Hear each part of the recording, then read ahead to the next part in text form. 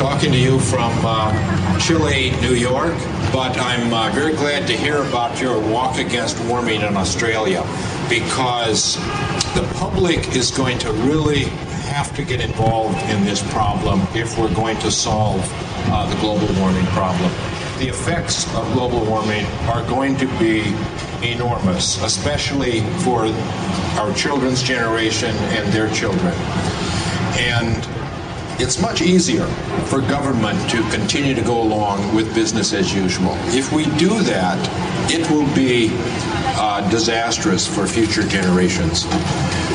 We can already see things are beginning to happen. In the Arctic, the sea ice is melting. Mountain glaciers all around the world are melting. Coral reefs are beginning to be stressed, and the biology associated with them is affected. But what we really need to be concerned about is the things that are irreversible. The loss of species and the potential for ice sheet disintegration and sea level rise. And the problem is that the system has tipping points. We can take the system to levels which will guarantee large future changes if we don't stabilize atmospheric composition. And what it really comes down to, when you look at it, you look at the amount of carbon dioxide in the atmosphere now, we realize we're already entering a dangerous zone.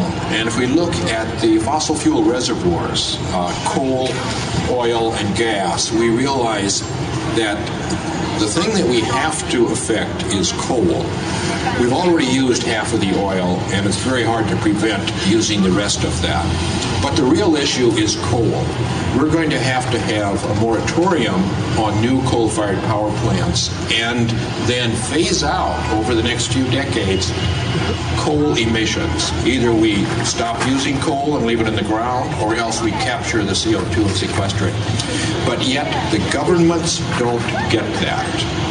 And that's true across the world. So the public is going to have to get involved, and it's going to have to draw a line in the sand and say no more coal unless the emissions are captured. So I think it's extremely important that the public get informed about this and then begin to affect the policies. And that's no more true in Australia than other places, but Australia is a key country because you do have a lot of coal. You've elected a government which says that it understands the problem, and yet they're not taking the actions that are needed to solve the problem. So I think the public must begin to send a message to their leaders, and we need to do that in the other countries also, but Australia is a key country, so I wish you luck in your attempts to make the government understand that small actions will not solve this problem. We're going to have to phase out coal emissions completely. So thanks. Good luck at that.